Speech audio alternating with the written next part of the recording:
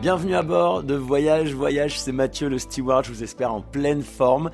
Avant de vous faire découvrir les nouveaux podcasts Voyage, j'avais envie de revenir sur quelques échanges que j'avais pu avoir avec des personnes que j'aime beaucoup, dont Victor Apchi, vous le connaissez peut-être sous le nom de Vito.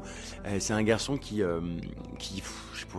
comment vous le décrire en fait, ce mec-là il fait 1 milliard de trucs, il est à la fois généreux, intéressant, passionné, il adore le voyage, il a même traversé la Chine à vélo, on en parle dans ce podcast. Alors je vous remets dans le contexte, on est dans un café, il y a un petit peu de bruit autour de nous, à l'époque j'avais des micros de merde, donc le son est pas dingo, mais promis dans les futurs épisodes après avril 2026 on va dire, regardez bien la date, mais après avril 2026 le son sera bien meilleur. Ce garçon là c'est celui qui m'a donné le meilleur conseil du monde pour me permettre de me développer un petit peu sur les réseaux sociaux, et je tenais dans cette introduction à le remercier du fond du cœur. Merci Victor, et à vous maintenant de vous poser tranquillement. Je sais pas, peut-être que vous êtes en train de faire de la voiture, peut-être que vous êtes en train de vous coucher, faire la sieste, faire du vélo, je sais pas, mais je vous laisse entre les mains de Victor Apchi dans ce podcast Voyage. Bonne écoute. Alors aujourd'hui je vous propose un tout nouveau contenu, on va parler de voyages extraordinaires, et aujourd'hui pour cette toute première vidéo je vous propose de rencontrer un personnage hors du commun qui s'appelle Victor Apchi. Salut Victor. Salut, c'est bien, tu t'es pas trompé sur mon nom de famille. Ouais, pourquoi il y a des gens qui disent quoi? HB. HB? Ah non, écoute, j'espère que je vais pas me retromper pendant la vidéo. Alors si j'ai voulu te recevoir pour cette toute première vidéo, c'est parce que déjà, toi, tu as un parcours de dingue en termes de voyage, en termes d'entrepreneuriat, en termes de contenu vidéo, en termes de tout plein de choses. On s'est déjà rencontrés dans d'autres contextes. Il y a super longtemps. Il y a quelques années, dans un contexte artistique, avec les lignes de Jordan Saget, dans un contexte de food avec Florian Honner. On a échangé pas mal sur tout plein de sujets, et surtout tu m'as donné peut-être le meilleur conseil du monde un jour quand je t'ai ramené de la poutine de Montréal. Tu m'as dit, t'es steward, tu n'en as pas 36 000, focus là-dessus et deviens genre le steward de TikTok et genre sois régulier, fonce. Et en fait, à partir de ce moment-là, il s'est passé tout plein de choses dans ma vie, et je voulais te remercier en introduction pour dire merci, c'était de très bons conseils, et je sais que ça fait partie de tes activités maintenant de conseiller les créateurs de contenu. On en parlera un tout petit peu après. Quand je disais que tu étais un voyageur et une personne extraordinaire, c'est pas genre, on va faire des vidéos avec des stewards qui ont des parcours de dingue, on va parler de food, on va parler de plein de trucs, mais toi tu as fait un truc, le postulat de départ, moi je veux qu'on parle directement du truc le plus dingue. Un jour tu prends un billet pour l'Asie, sans retour, et tu traverses l'Asie à vélo. Ouais. Est-ce que tu peux nous raconter un petit peu d'où t'es venue l'idée, ce qui s'est passé, comment c'est passé? Je veux qu'on parle de ça parce que c'est vraiment le voyage le plus dingue dont j'ai entendu parler jusque-là dans les personnes que je connais. Alors déjà, ce que tu dis c'est totalement vrai, c'est hyper drôle. Je suis vraiment sur Google Flight, tu vois, j'ai mis Paris-Chine. Parce que sur Google Flight, tu peux mettre un pays, tu vois. Et en fait, il te sort en fonction du prix. D'accord. Et le moins cher, je crois que c'était autour de 300 balles. C'est pour une ville qui s'appelait Chongqing. Aucune idée de où c'était. Tu sais pas, tu connais pas. Je connais pas. Et je me dis, vas-y, je vais prendre ce billet. Je regarde sur Maps, je vois, c'est un peu au milieu de la Chine. Et je me dis, je vais essayer de descendre à vélo en Asie. Alors attends, tu faisais déjà du vélo avant ou J'avais fait Paris-Istanbul à vélo. Ah bon? Ouais. Mais genre, toi, t'en parles comme si c'était normal de faire ce genre de. Tu débarques là-bas, t'es en Chine, tu connais un petit peu la Chine globalement, l'Asie, tu connais rien, je parle pas. Tu vas la fleur au fusil, l'expression la fleur au fusil, c'est pour toi. J'ai trouvé quand même un couchsurfing sur place, et ça m'a vachement aidé, parce que j'ai eu un premier contact, et ce gars il m'a aidé à trouver un vélo à 20 balles, trop bien, il m'a aidé à mettre une carte SIM, ce qui est normalement interdit pour un étranger. Ah bon? Ouais, en fait c'est hyper compliqué, tout est très régulé, et quand je suis arrivé en Chine je savais pas que, en fait ce que j'ai fait est totalement illégal. C'est bien. Traverser la Chine à vélo, normalement quand tu es en voyage en Chine, il faut que tu ailles dans des hôtels qui sont officialisés et tout. D'accord. Et je me suis fait arrêter peut-être une quinzaine de fois par la police. Mais non. Et j'ai passé plein de nuits au commissariat. Tu rigoles. Ouais, mais nickel, parce qu'en fait, tout le monde est trop gentil dans ces régions de Chine. Tout le monde est trop mignon, tu vois. Ils ont des règles. Ils ont des règles, ouais. Et du coup, ils sont là, ils sont bon, qu'est-ce que tu fais? Moi, j'essaie d'expliquer, tu vois, avec Google Translate, je voyage. Ils me disent, c'est pas possible. Et je dis, regardez, je suis en train de le faire. Et notamment, un jour, c'était trop drôle. Je roule une route magnifique où il n'y a personne. Et il y a une voiture de police qui passe derrière moi. Il me dit, vous n'avez pas le droit d'être là. Oui, et j'y suis. Ouais, j'y suis. On fait quoi? Exactement. Et ils me disent, tu vas où? Et je leur dis Kunming. Kunming, c'est la grande ville du Yunnan. Donc c'est genre la capitale de la région, tu vois. Ouais. Mais c'était genre à une semaine de route à vélo, tu vois. Et ils ont été comme des cons. Parce qu'en fait, tu sais, t'as la règle c'est ce mec a pas le droit d'être là. Ouais. Et t'as le fait. Genre, qu'est-ce qu'on fait de ce mec Comment on va? Est-ce qu'on va l'amener là-bas? Ouais. Est-ce que. Et j'ai foutu mon vélo dans la voiture de flic, Ouais. on a un peu roulé, et après ils m'ont lâché au milieu Sérieux de nulle part. Oui, donc en fait, ils s'adaptent un petit peu à la situation, quoi. Ils se disent, bon, finalement, le mec, on va le laisser faire. En fait, il va pas d'emmerde. Bah ouais. Et à la fois, je suis une emmerde et je serais une emmerde si je suis dans leur patte, tu vois. Donc ils sont en mode, on peut pas rien faire, Bah mais ouais. on peut pas faire un truc de lui, tu Et vois. puis en plus, on n'a pas du tout la même culture. C'est-à-dire, c'est pas comme si, parce qu'on en parlera après, tu as aussi fait beaucoup de vélo, tu as traversé l'Amérique, tu as fait Ouais. la France, un machin. Enfin, l'Asie, c'est quand même hyper particulier dans leur façon d'être, dans tout ça. Ouais. Il y a la barrière au-delà de la barrière de la langue, il y a la barrière culturelle. Ouais. En fait, la Chine, ce qui est incroyable, c'est que c'est hyper safe. Ouais. Et tu vois, genre j'ai fait le Mexique, j'ai fait des pays un peu compliqués. Un peu plus chaud quand même. Hein. Ouais, la Mauritanie, et encore la Mauritanie ça va. Mais ce qui est horrible pour moi, c'est le sentiment d'insécurité. Ouais. C'est faut que je fasse gaffe, tu vois, Ouais. t'es toujours là, Ouais. tu dois entendre ta Genre peur les et oreilles tout. un peu. Ouais, c'est ça. Ouais. Et la Chine, ce qui est merveilleux, et globalement en Asie, tu le sais, hein, c'est que c'est super safe. Oui. Et du coup, en fait, t'es libre et t'es apaisé. Je sais que quoi qu'il m'arrive, je vais chez les flics, ils vont être mignons, ils vont pas Oui. me. Tu vois, Ils vont pas te mettre une Ils amende vont- de dingue, ils vont ils vont pas pas te me violer, ils vont pas te taper, taper, ouais, ils vont pas. ils vont pas être agressifs. Ouais. Et du coup, vu que les gens sont gentils, en retour, t'es trop gentil, tu Bah vois. oui, oui. Et tout est merveilleux, c'est le monde des bisounours. Il a duré combien de temps ton voyage là-bas? Ça a duré 9 mois. J'ai fait Chine, Laos, Thaïlande, Ouais. Malaisie, Singapour, Indonésie jusqu'à Bali. Toujours avec le même vélo? Non, j'ai changé. Quand je suis arrivé à Singapour, le vélo il était dégueulasse, éclaté, il n'y avait plus rien qui passait. Ouais. Et j'ai rencontré un gars, c'est à Jakarta, qui avait un super vélo. Et du coup, les dernières 2 semaines, j'ai fait avec un super vélo. Et alors sur ces 9 mois, ça va être compliqué, attention, si tu devais retenir, je sais pas, un truc, enfin un truc que tu n'oublieras jamais de ta vie sur ce voyage-là de 9 mois. Alors déjà, j'ai oublié de vous le dire, mais dans les 9 mois, je suis parti un peu en Australie, faire du... ouais. En gros, arrivé à Singapour, j'ai trouvé un Ouais. vol pas cher le jour de Noël pour c'est énorme. Melbourne. Ouais. Et du coup, j'ai pris. Bah oui, tu t'es déjà fait. Et T'avais c'est- des sous de côté un petit peu, enfin comment tu t'organises genre financièrement pour partir à l'aventure comme ça? J'avais un peu de thunes, mais franchement, ça coûtait rien du tout. Ouais. Mon moyen de déplacement, c'est mon vélo, ça m'a coûté 20 balles. Ouais. La nourriture, tu bouffais pour 1 euro. C'est pas cher. Si je voulais, je pouvais dormir en tente. Et sinon, Ouais. genre en Chine, les hôtels, c'était genre 6 balles. Ok. Tu vois. T'allais dormir chez des gens au-delà du Ouais. couchsurfing et tout Ouais, ça? à fond. J'adorais dormir chez des gens. Une fois, j'ai dormi chez des gens en Chine parce que je pensais que c'était un hôtel. Et tu sais, je traduisais mal. Ouais. Les gens m'ont dit oui, vous pouvez dormir. Et je me suis rendu compte que j'étais chez des gens. Et c'était trop marrant, rigolo. un peu bizarre, tu vois. Un peu gênant parce qu'on parlait pas trop. Ouais. Mais j'ai des gens évacués chez eux comme ça. Et le pire truc qui t'est arrivé dans ce voyage? Parce que même si tu me dis que c'est chouette, les gens sont gentils, accueillants et tout ça machin. Franchement, en fait, déjà, j'étais pas stressé du Ouais. tout. Et du coup, j'étais vachement. Tu vois, alors déjà, le fait que je cherche, ça montre qu'il s'est pas passé grand chose Ouais. de problématique. J'ai eu un peu froid en Chine, ça c'était un peu dur parce qu'il faisait froid Ouais. et j'aime pas, il pleuvait donc c'était Oui, désagréable. c'est pas le truc le plus J'ai sympa. un peu mal aux cuisses, mais à part Ouais. ça, Oui, ce voyage-là était plutôt positif au final.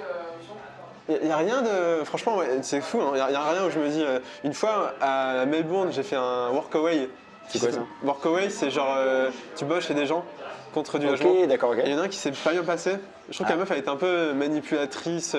Tu vois, elle kiffait d'ailleurs des gens, mais elle était un peu la petite reine et tout. Ouais, et ça, j'ai pas dictatrice, kiffé. Ouais. dans son truc. Mais j'aurais dû me barrer en fait, c'est ma faute d'être resté. Mais sinon, en vélo, voyage à vélo, rien du tout. Vraiment rien. T'as fait l'Afrique aussi? Ouais, enfin une partie, pas Une beaucoup. partie de l'Afrique. Là, il y a eu des moments un petit peu plus chauds. Tu parlais du Mexique aussi. D'accord. Ça c'était chaud. Allez, là pour le coup, dans tous tes voyages différents, quel a été le moment le plus hard pour toi? Ça a été le Sahara. Ouais. Parce que ce que je dis Ah, souvent. déjà le Sahara. Déjà. De base. Et en fait, ce que je dis souvent, c'est. Moi, c'est bon, j'écoute pas ce que disent les gens en France, machin, c'est dangereux. J'écoute les locaux. Les locaux, ils savent, tu vois. Ouais, ouais. Les locaux, ils te disent oui, là ça va pas. Et en gros, une partie, au tout début, juste avant d'arriver dans le Sahara, j'ai rencontré des gens qui voyageaient en van, qui m'ont fait un peu avancer sur des kilomètres. Et eux, ils m'ont dit, mec, c'est chaud. Je te mens pas, c'est chaud. Ce que tu vas faire, c'est Si chaud, eux tu te vois. le disent, Ouais, et c'est des gens qui connaissaient cette route. Ouais. Et là, j'ai eu ce truc du. Et c'est chaud parce que t'as des kidnappings. Voilà, c'est pas chaud. C'est Ouais, chaud. c'est pas chaud, tu vas crever un pneu. Non, Ouais, c'est chaud là. C'est chaud, il y a des gens qui en veulent potentiellement pour ta vie en tant qu'Européen, tu vois. Et ça, c'était tendu. Donc du coup, tu as croisé des gens, tu as eu des contacts particuliers ou... C'est fou, mais tu sais, c'est une route où il n'y a quasiment personne. Ouais. Et en fait, quand tu as une voiture qui passe, si elle ralentit, tu flippes. Oh, il y a un gars, il putain. s'est arrêté en moto. Ouais. J'ai eu trop peur. Ah, tu m'étonnes. Et il fait ce qu'il veut, tu vois. Ah bah là, il n'y a personne de façon autour, donc en fait tu peux... Et non, il veut juste me donner des fruits. Mais après, en même temps, c'est aussi peut-être l'énergie que tu dégages. Alors même, le mec, s'il est méchant, il est méchant en fait. Ouais, à un moment ouais. donné. Pour ce que tu représentes, tu vois. Mais peut-être que c'est l'énergie que toi, tu peux apporter aussi. Et ça me fait penser à un truc, à un moment, pareil, une route où il n'y a personne. Il y a un gars, pareil, il trace et il me bloque devant, je sais pas, putain, qu'est-ce qui se passe? Et c'est un gars qui a vu mes vidéos sur TikTok. Mais non. Il dit, ouais, putain, c'est mortel ce que tu putain. fais, c'est trop cool, on fait des selfies, machin. Mais ça a dû vachement t'aider, du coup, vachement t'aider les réseaux sociaux, en fait, à force, parce que tu as filmé tous ces voyages-là. Ouais. T'es quand même connu sur les réseaux sociaux, il y a plein de gens qui te suivent. Je me J'imagine suis qu'il y a plein d'étrangers aussi. inviter, Même, ouais. Au Maroc, je me suis fait tellement inviter à droite, à gauche, c'était génial. Et notamment, putain, c'est trop drôle cette histoire. Il y a un jeune qui a vu que j'étais dans la région, il a regardé et il habitait dans un village paumé. Et un jour, tu vois, je suis dans le village et je sais pas pourquoi, je vais un peu, je traîne de rue en rue, tu vois, au hasard. Et il me voit. Et il fait, ouais, Vito, machin. Et en fait, si je commence à repartir, il me court après. J'entends mon nom, tu vois. C'est moi. Ouais, c'est moi. Et un gars trop sympa, et c'est le gars qui m'a accompagné en van avec ses parents. Parce qu'eux, ils allaient vers la Mauritanie. C'est trop mignon. Et cette aventure, elle est incroyable. D'ailleurs, je trouve que j'aime à raconter. Parce que j'avais vivais tellement, je n'osais pas filmer, raconter. En fait, c'est quand même, tu vis pas le voyage. Enfin, maintenant, tu es habitué parce que tu as filmé quand même plein de voyages, mais tu vis pas le voyage de la même manière en filmant.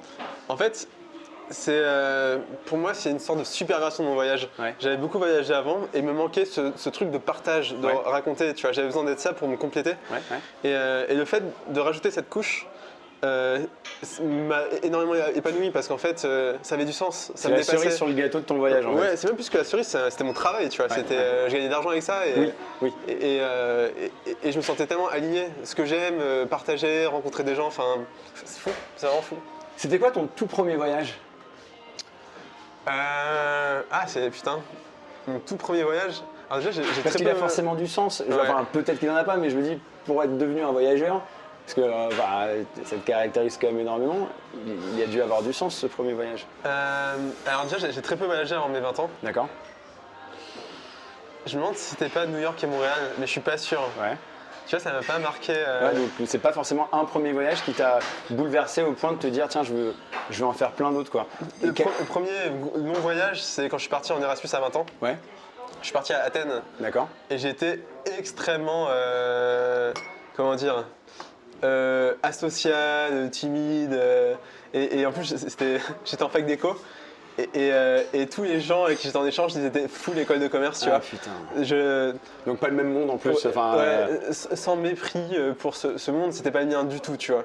Ils adoraient faire la teuf et tout. Et toi qui étais peut-être un peu plus réservé. Moi j'étais hyper, un peu artiste, bloqué, tu vois, je m'habillais un peu n'importe comment. Et j'ai adoré l'ouverture au monde et j'étais frustré. Parce que tu sais, je me suis dit, en fait, c'est pas ça le monde, tu vois. C'est pas cette Erasmus en école de commerce. C'est pas une belle façon, une bonne façon en tout cas de voir le monde. Et j'en voulais plus. Et du coup, je suis reparti en Erasmus à Bangkok. Et là déjà c'est différent. Et là, c'était fou. Parce que j'ai rencontré des gens incroyables. Et là, je me suis dit, putain, mais c'est possible de vivre ça dans sa vie, tu vois, de cette découverte, ces rencontres. Et ça a été une bouffée d'air. Où je me suis dit, mais. Toi, ta vie, elle a changé, elle a basculé à ce moment-là. Genre, il y a eu comme un avant et genre un passage à l'âge adulte, j'imagine. C'est ça, c'est un peu ça, où tu te dis, en fait, ça fait pas peur, en fait, c'est pas dangereux, en fait, j'en suis capable, et en fait, c'est incroyable, tu vois. Et là, ça a été genre. Le monde est tellement grand et tellement vaste et il y a tellement à apprendre et à découvrir. C'est vachement bien ce que tu dis, genre ça fait pas peur parce que finalement, t'en meurs pas et tout se passe bien. Il y a plein de gens qui ont peur de voyager. J'étais hyper anxieux quand j'étais petit, hyper stressé partout, par les inconnus, machin. Et ça a été un vrai travail sur moi d'apprendre à m'ouvrir à la découverte. Donc je dis souvent ça aux gens qui se disent ah ouais c'est n'importe qui. Moi j'étais le gars le plus angoissé du monde quand j'étais gamin, tu vois. Genre, je me souviens quand j'étais avec ma mère, elle partait acheter le pain, j'avais peur d'attendre, tu vois. Ou au supermarché, je me disais putain, je vais la perdre. Mais parce que même au-delà de ça, déjà, t'as des gens qui sont angoissés ou stressés comme tu pouvais l'être quand t'étais plus jeune.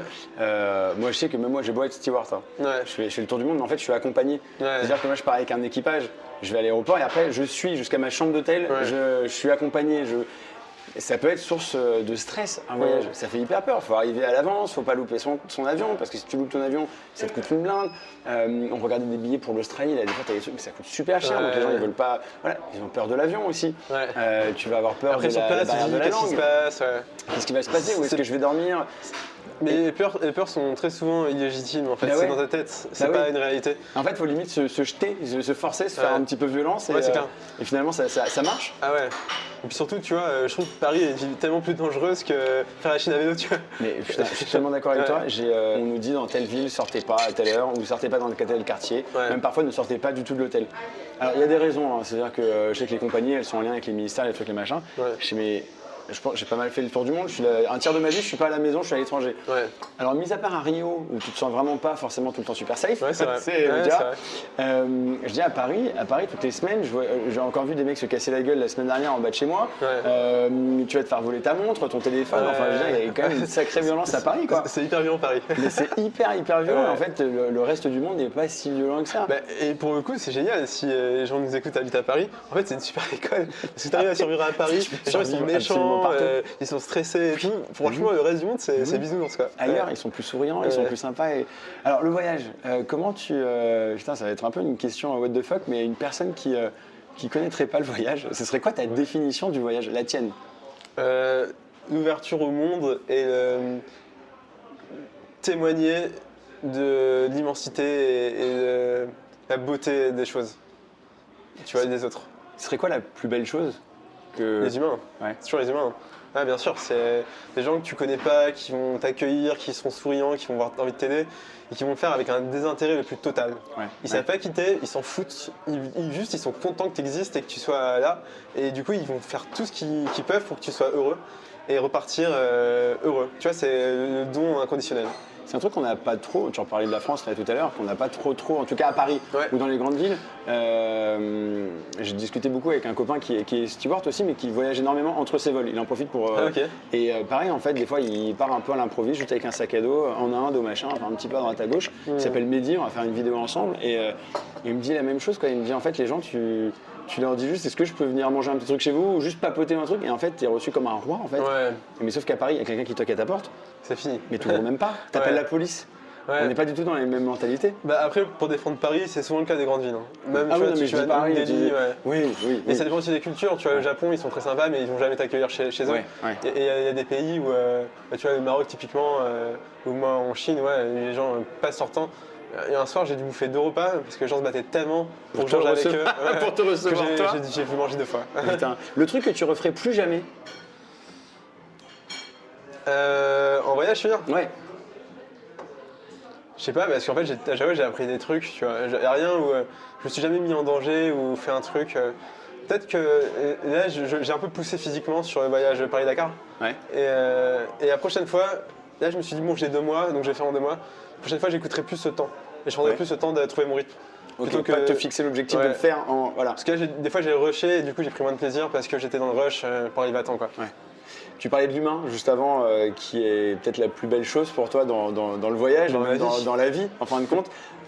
Donc tu fais énormément de vidéos voyage, mais tu fais aussi beaucoup de contenu vidéo sur l'humain. Enfin moi, elle me touche toutes tes vidéos. Ah, c'est gentil. Tu rencontres des gens et tu leur poses des questions. Vous les avez forcément vues ces vidéos sur Instagram, sur TikTok, sur Facebook. Et je sais pas, tu vas leur poser la question quel est ton plus grand regret? Des questions un peu hyper profondes. Et tu arrives en l'espace de quoi? Elles font 1 minute, 2 minutes, les vidéos, elles sont quand même super courtes, à transmettre une émotion de dingue. Et tu te dis, mais alors, la personne, comment tu l'as rencontrée? Est-ce que tu as fait comme là, tu me l'as dit, genre toc toc, coucou, je suis dans la rue, je sens un truc, j'ai envie de te poser une question. Comment ça? Après, c'est peut-être ta recette secrète et peut-être que tu la donnes pas. Non, je peux la donner. Non, c'est vraiment pas le genre. La recette, c'est toi? Salut, c'est quoi ton plus grand regret? Et la personne est hyper profonde et tout. Ah, c'est bon, allez, ciao. Tu mets une petite musique au piano. C'est ça, les petits sous-titres. C'est bon, ça part. Non, ça dépend vraiment des portraits. De plus en plus, c'est des gens qui me contactent, qui ont envie de témoigner. J'ai un truc à dire. Et j'adore ça. Parce qu'en fait, ils comprennent l'impact, ils savent le résultat et ils viennent vraiment pour ça. D'accord. Au début, c'était principalement des gens que j'allais voir dans la rue. Je leur montrais ce que je faisais. Mais des fois, je crois que j'étais un peu mal à l'aise à me dire, peut-être ils vont se sentir bien piégés, peut-être que les gens de leur famille vont le voir. En fait, j'en mens pas hein, sur la visibilité et tout, mais peut-être que quand tu réponds, t'as pas, sur le moment, tu vois pas d'impact. ouais. Mais en fait, le secret, c'est jamais forcer. Ouais. Quand je demande à des gens, la plupart des gens me disent non, et je force pas du tout. Ça m'est aussi arrivé de commencer des interviews, et en fait, je sens que la personne n'est pas sincère, elle veut pas si vrai, et je dis, il y a aucun souci. On se force pas. Ouais, écoute, c'est ok. Ouais. Et d'ailleurs, c'est marrant parce qu'une fois, ça m'est arrivé, et la personne a fait, non, c'est bon, vas-y, je vais être sincère. Ok. Genre un Ouais, un revirement truc. de... Et maintenant, c'est marrant parce que je dis, c'est difficile, il faut être vulnérable, et c'est dur, ça demande beaucoup de courage. de lâcher prise, Et quoi. de lâcher Enfin, prise. c'est énormément de courage de pouvoir se livrer. Et maintenant, je dis aux gens, je dis, écoute, surtout ceux qui me contactent, parce que des fois, justement, ils me contactent, donc ils s'imaginent que ça va être simple et tout. Je leur dis, il faut être vulnérable. Si tu veux pas être vulnérable, c'est pas grave. J'aurais adoré te parler et j'aurais pas perdu mon temps, mais j'en ferai pas une vidéo. Ouais. Et j'adore dire ça parce qu'en fait, au moins, on est sincère, tu Ça vois. dédramatise tout de suite. C'est ça, et c'est pas grave, peut-être que c'était pas le bon moment, mais en tout cas, si t'as envie que je fasse une vidéo, il faut être vulnérable, il faut parler vrai, quoi. Ouais. Et alors, moi, j'ai été ému en regardant les vidéos. Toi, tu te trouves dans quelle situation dans ces cas-là? Enfin, je sais pas, je t'imagine en train de tenir ta caméra et dire. Non, parce que t'as quand même des rencontres hyper touchantes et qui bouleversent aussi ton petit monde à toi. Hein. C'est pas juste je regarde. Non, ça te touche à un moment. Ouais, de fou. Des fois, j'ai un petit monde. Tu vois, c'est des trucs, c'est trop beau, c'est trop triste, c'est trop intense. Je me retiens parce que j'essaye d'être professionnel et en même temps, tu vois, quand quelque chose me touche, je suis pas genre poker face, tu vois. Des fois, je dis attends, ça me touche de fou ce que tu me dis, machin. Bien sûr. Et je pense qu'il faut pas juger, il faut être empathique, il faut s'intéresser à ce que disent les gens. Il faut vraiment apporter de la bienveillance parce que franchement, en fait, au fond, j'ai pas tant d'avis sur ce que me racontent les gens. J'ai pas de jugement, tu vois. Oui. Je me dis pas c'est bien ou c'est mal. C'est ok, c'est ton émotion, c'est comme ça que tu as vécu. Et c'est que ça qui compte. Et puis en plus, tu vas parfois sur des sujets qui sont durs, sur est-ce que tu as déjà tué quelqu'un ou des trucs comme ça. Enfin, on est quand même parfois, enfin, moi, j'adore les questions qui percutent un peu. Ah bah. Tu vois, j'adore les questions où les gens ils font putain, mais à poser. Il a osé. Et ça. T'en as encore sous la main, tu vas continuer ces portraits-là Écoute, à un moment j'avais fait une petite pause. Mon problème c'est que je fais des trucs, je ponce et après j'arrête. L'histoire de ma vie, marrant, ça, on en avait parlé, c'est drôle. Et en même temps, pour moi ça a tellement de sens que je crois que je vais toujours en faire au moins ponctuellement. Au moins quand il y a un sujet, quand une personne écrit. Tu vois, c'est quand là il y a un gars qui m'a écrit pour me dire qu'il a fait une GPA et que c'était incroyable et que ça a changé sa vie. Et tu vois, dans son mail, tu sens que ce gars, c'est son combat, c'est son truc. Et me dire, putain, moi je peux être la personne qui va porter sa voix, je peux avoir ce rôle dans la société, bah ouais, je suis trop heureux, tu vois.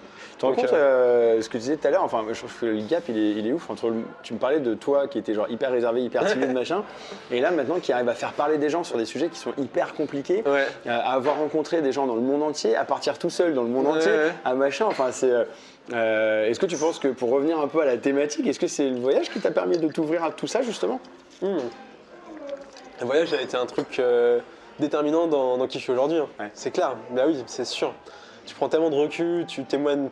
En fait, tu sors un peu de ton existence, tu vois. Tu pars à l'étranger, les gens ils s'en battent la race de toi. T'es spectateur. Et d'ailleurs, beaucoup de gens, j'ai fait beaucoup de couchsurfing ou des trucs comme ça, tu vois, aller dormir chez des locaux. Et les gens se confient énormément, parce qu'en fait ils s'en foutent, tu vois. Demain tu seras parti et t'as aucun enjeu dans leur existence. Et ouais, non, c'est le voyage a fait qui je suis et m'a fait aimer la vie tant que je l'aime et tout. Enfin, ouais, ça. Et c'est marrant ce que tu dis sur le côté, t'en as peut-être rien à foutre de leur vie ou inversement. Nous dans les équipages, si tu veux, toutes les semaines, on a de nouveaux collègues. Et on travaille dans un même contexte. On est dans une espèce de, je dis toujours, c'est un tube de 70 mètres de long avec 2 pétards au cul, on est au-dessus de l'Atlantique à 10 000 mètres d'altitude et on est dans un contexte particulier, on va faire 10 heures de vol ensemble, une escale de 24 heures, on va peut-être la kiffer, peut-être pas la kiffer, on va revenir et en fait on se livre énormément. Et je trouve qu'il y a le contexte aussi, c'est un peu comme en bagnole. En bagnole, moi je rêve de faire des interviews en bagnole parce qu'en fait moi je me suis jamais autant livré qu'en bagnole et inversement. Et en fait il se passe des choses parce que tu regardes droit devant toi et en fait je sais pas, tu lâches un truc qui est assez dingue. En fait, il y a presque un côté méditatif. Et moi, c'est une question que je voulais te poser. Est-ce que ces voyages à vélo, ces voyages en général, ces rencontres, est-ce que c'est pas ta façon à toi de faire de la méditation ou quelque chose ça te, le vélo, tu sais, quand j'ai pas d'internet, que je roule sur une ligne droite et que non, c'est de la méditation, bien sûr. Bien sûr, 100%. Ça doit t'enrichir, mais comme pas possible. T'en as qui sont dans le prana, donc ils vont pencher le soleil. T'en as qui sont dans le yoga. Il y a un petit peu de tout, mais ça doit être ce qui te maintient un peu. Ouais, j'ai besoin de ça. Ouais. C'est pour ça que je fais souvent des voyages où je quitte la folie parisienne pour rouler et me retrouver. Et ça me fait toujours prendre de la distance sur ma vie. Ouais. Et je me sens plus en paix avec ça, hein, franchement, ouais. Bon, en tout cas, ça t'a apporté tout plein d'expériences. Le voyage, ça m'a aussi fait découvrir la bouffe. Ah oui, bah, j'imagine. Parce Ouais. que mais d'ailleurs, à Paris, tu peux bouffer et voyager.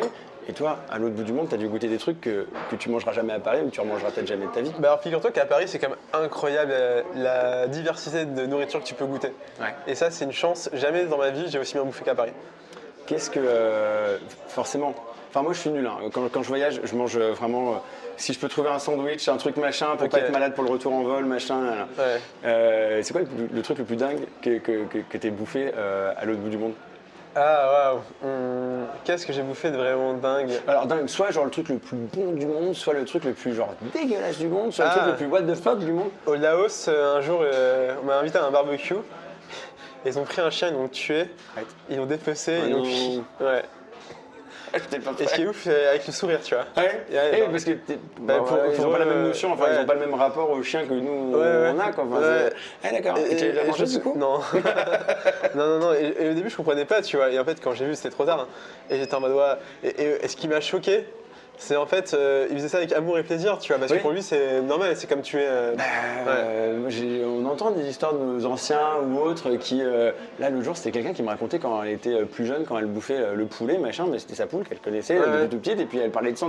Moi je suis putain, tu sais j'arrivais pas, Ouais. c'était parce que voilà, je suis hyper sensible à tout ça. Mais oui, Et en même temps, avec c'est un super chien. hypocrite parce que tu vois, nous, on bouffe des produits, on se ferme les yeux, et les Complètement. conditions, elles sont horribles. Ah bah, Et c'est complètement. plus du tout dans la nature, et finalement, on est très hypocrite.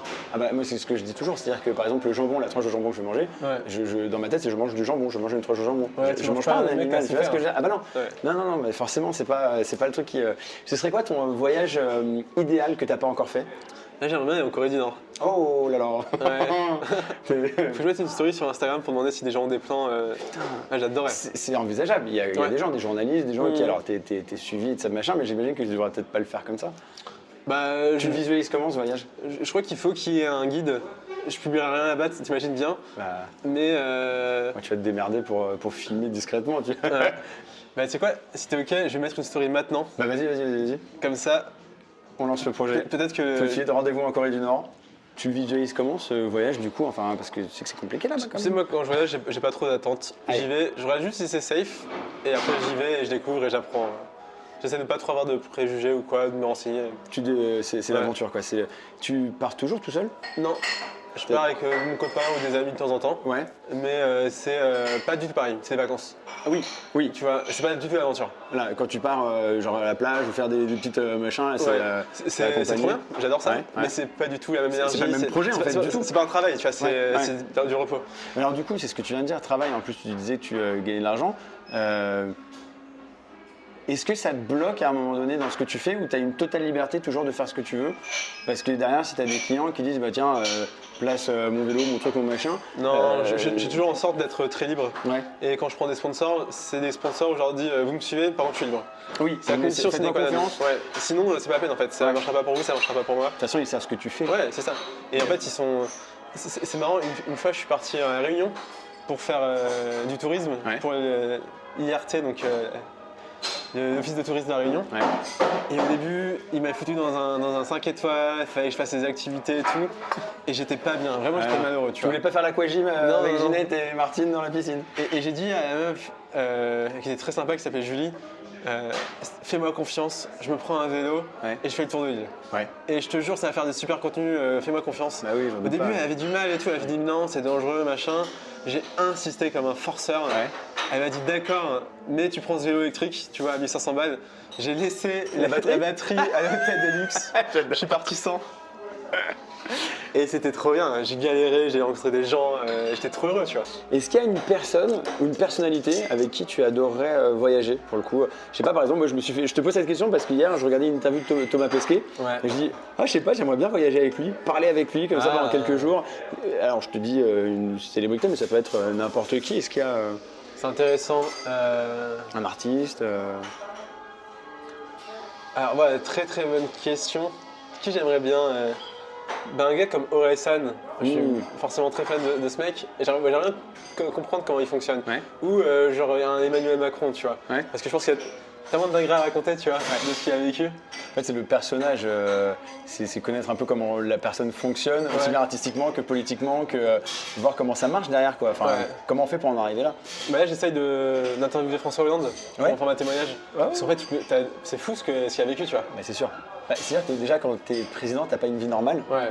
Donc forcément, t'as un milliard de trucs. Tu vois des gens, tu vis des trucs. Moi, c'est des parcours, je me dis, mais tu vois, c'est comme des personnalités comme des Michael Jackson, des Céline Dion, des présidents de la République. Ouais. Peu importe si j'aime ou pas la musique, si j'aime leur parti ou si j'aime pas leur parti, c'est genre quel a été ton parcours pour arriver jusque-là. T'as forcément une petite recette, t'as un truc. Bah, je pense qu'il y a beaucoup, pour beaucoup de gens, un manque, un truc à aller chercher, tu vois, un combat, un truc, une flamme un peu en soi, quoi. C'est le cas pour toi? Ouais, je pense. Ouais. Je sais pas quoi, je sais pas ce qui me manque, mais en tout cas, ouais, j'ai cette envie d'aller plus loin, de faire des choses et tout. Donc c'est aussi un moteur. Et tu trouves un petit peu, enfin sans trouver ce que tu cherches, est-ce que tu as la sensation justement de trouver ce que tu cherches? Non, je pense que c'est un combat perdu d'avance et que pour se régler, il faut plutôt aller voir un psy. Ouais. Mais du coup, et d'ailleurs, presque de le trouver, ça serait peut-être quelque chose. Ouais, je me dis putain, si je trouve et qu'après je suis en mode bon, bah c'est bon, j'ai trouvé, je me laisse vivre. J'ai plus rien envie de faire. Du coup, peut-être je ferai une grosse psychothérapie autour de 45 ans, tu vois, quand j'aurai plus rien à me crever et tout. Mais je sais pas, non, c'est aussi l'envie de vivre à fond. Apparemment, chez plein de gens, c'est parce qu'ils sont passés pas loin de la mort. Ouais. C'est ce qu'on me disait. Moi, c'est pas mon cas. En tout cas, pas connu. Et du coup, ça donne envie de vivre à fond quand tu passes pas loin de la mort. C'est le meilleur conseil à donner aux personnes, c'est de vivre à fond avant d'avoir cette sensation de peut-être frôler. Voilà, c'est une discussion que j'ai eue avec. Être vieux, te dire putain, je suis passé à côté de tout ce que je kiffais juste parce que j'ai pas eu les couilles, parce que j'ai eu peur de ce que les gens. Pour penser de moi. Tu sais, c'est le truc le regret qui revient le plus au moment de mourir. Il y a un bouquin qui a été écrit là-dessus par des infirmières.